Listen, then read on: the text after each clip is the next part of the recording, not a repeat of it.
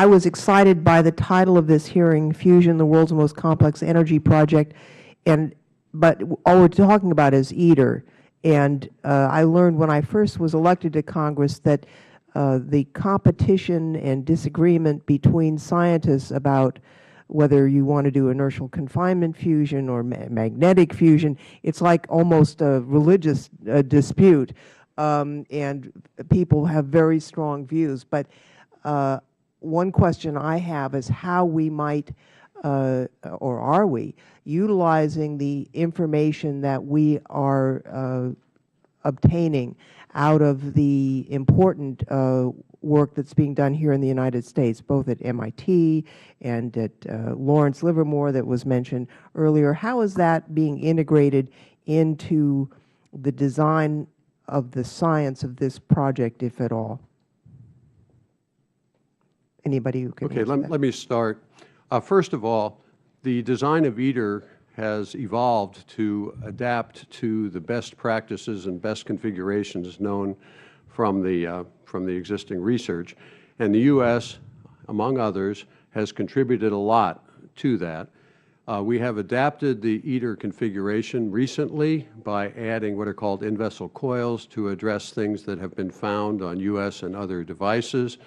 We also have come up with ways of addressing how to increase confinement and how to minimize the effects of instability. And so these features have been put into the ITER design such that the basic ITER has the systems in place based on our knowledge to date, and there's a flexibility in all the peripheral systems to improve how you fuel it, how you heat it, and how you change the profiles. And so both past research has contributed and future research will contribute not only to the peripheral systems, but how we operate ITER.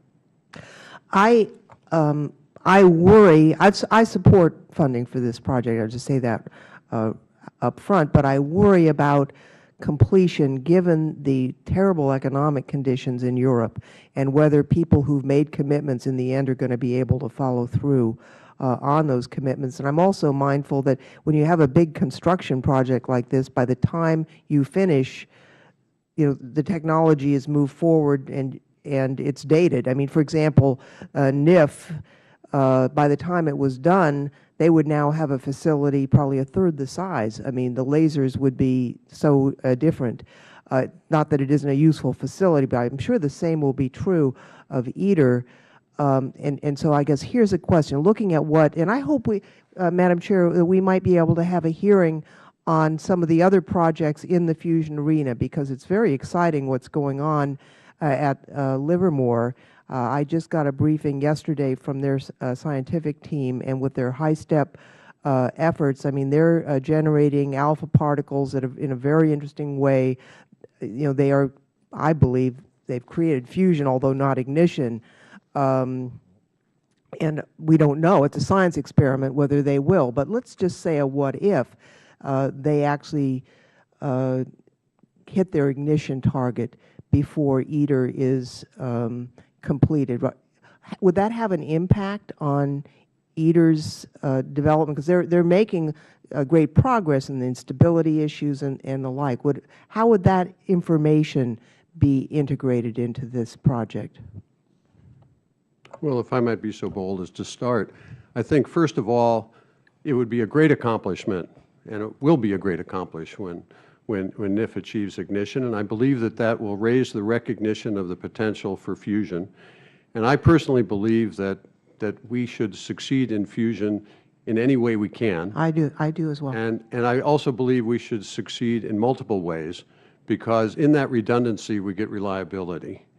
And we will be able to optimize the systems. And quite frankly, I hope that inertial confinement succeeds, magnetic confinement succeeds, and some of these alternate concepts succeed. If we had set out to say we were only going to build one sort of a car, we wouldn't have the variety and optimization. I absolutely agree, but the question is, can you incorporate, I mean, they've learned a lot on materials science. Yes. Moving forward, that I believe would be instructive and useful for this alternate approach. Right. And I agree. Once we get ignition, all that's left is engineering. And so, that's a big challenge. But once we clear the science, I a high level of confidence on implementation.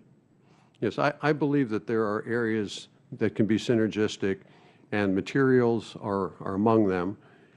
The systems are somewhat similar, but they're also quite different, and that means that we have multiple paths to success in fusion, and so we ought to celebrate the differences as well as we celebrate the similarities.